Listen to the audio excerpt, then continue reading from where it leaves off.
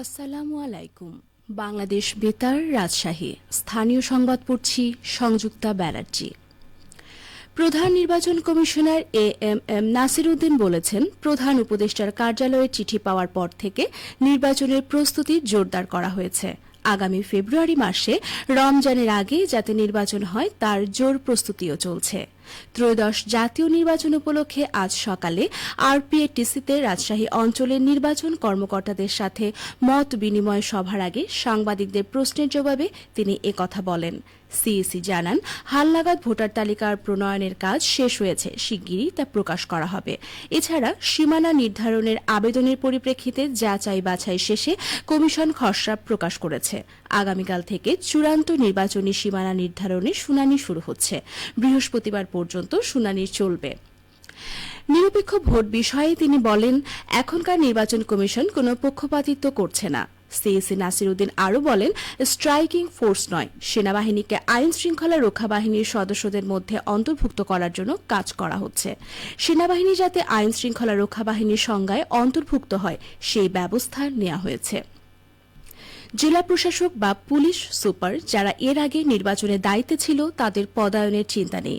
প্রধান নির্বাচন কমিশনার জানান, যারা বাক্স দখল করার স্বপ্নে বিভোর তাদের স্বপ্নভঙ্গ হবে। যারা অস্ত্রবাজি করে ভোটে জিততে চাইবেন তাদের জন্য দুঃসংবাদ। ভোটকেন্দ্র দখলের ইতিহাস ভুলে যেতে হবে। ভোটকেন্দ্র দখল করলে পুরো ভোট বাতিল করা হবে।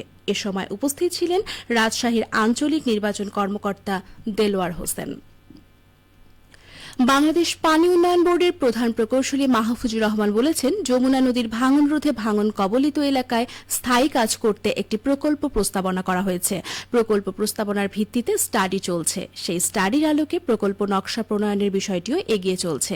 তিনি গতকাল বগুড়া সারিয়াকান্দির ইছামারা এবং গোদাখালী গ্রামের নদী ভাঙন কবলিত এলাকা পরিদর্শন শেষে এসব কথা বলেন। এ সময় তিনি আরও বলেন, প্রকল্প নকশা অনুযায়ী সারিয়াকান্দি ইছামারা থেকে ধুনট উপজেলার শহরাবাড়ি পর্যন্ত 8 কিলোমিটার এলাকায় স্থায়ী সিসি ব্লক দিয়ে বাঁধাই এবং 2 উপজেলার বিভিন্ন এলাকার 4 কিলোমিটার এলাকায় মেরামত কাজ বাস্তবায়ন করা হবে।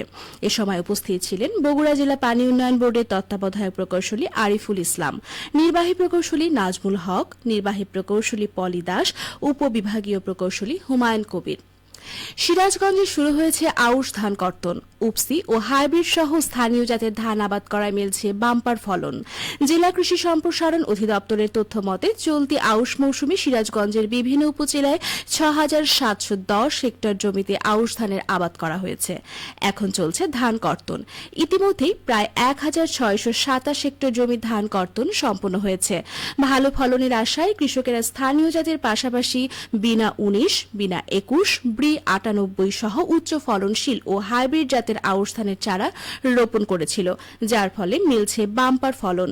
লাভবান হচ্ছেন কৃষকেরা। সিরাজগঞ্জ জেলা কৃষি সম্প্রসারণ অধিদপ্তরের উপপরিচালক আ.জ.ম আহসান শহীদ সরকার বলেন, কৃষকদের আউশ ধানের আবাদ উৎসাহিত করতে কৃষি প্রণোদনা কর্মসূচির আওতায় উপসি ও হাইব্রিড সহ ধান বীজ ও সার দেওয়া হয়েছে বিনামূল্যে। পাশাপাশি রোপণ করা ধানের পরিচর্যা ও সার ব্যবস্থাপনায় পরামর্শ দেওয়া হয়েছে। সিরাজগঞ্জের সলঙ্গায় প্রগতি সংঘের সুবর্ণ জয়ন্তী উদযাপন উপলক্ষে আয়োজিত ফুটবল টুর্নামেন্টের ফাইনাল খেলা ও পুরস্কার বিতরণী অনুষ্ঠিত হয়েছে। গতকাল বিকেলে সলঙ্গার দবিরগঞ্জ সরকারি প্রাথমিক বিদ্যালয় মাঠে এ ফাইনাল ম্যাচ অনুষ্ঠিত হয়। ফাইনাল খেলায় প্রতিদ্বন্দ্বিতা করে সবুজ সংঘ একাদশ ও শাহজাদপুর ইয়াং স্টার ক্লাব। তীব্র প্রতিদ্বন্দ্বিতাপূর্ণ খেলায় শাহজাদপুর ইয়াং স্টার ক্লাবকে 1-0 গোলে পরাজিত করে চ্যাম্পিয়ন হয় সবুজ সংঘ ফুটবল একাদশ। ফাইনাল খেলা ও পুরস্কার বিতরণী অনুষ্ঠানে প্রধান অতিথি ছিলেন সিরাজগঞ্জ জেলা বিএনপির সাধারণ সম্পাদক সাইদুর রহমান বাচ্চু। খেলা শেষে চ্যাম্পিয়ন দলের হাতে 60,000 টাকা এবং রানার আপ দলের হাতে 40,000 টাকার পুরস্কার তুলে দেন প্রধান অতিথি সহ অন্যান্যরা। সবশেষে আবহাওয়া। আজ দুপুর 12টায় রাজশাহীতে তাপমাত্রা ছিল 30.5 ডিগ্রি সেলসিয়াস। এ সময় বাতাসে আপেক্ষিক আর্দ্রতার পরিমাণ 71%। রাজশাহী ও পার্শ্ববর্তী এলাকায় আজ সূর্যাস্ত সন্ধে 6:32। সংবাদ শেষ হল। আমাদের পরবর্তী সংবাদ দুপুর 2:05।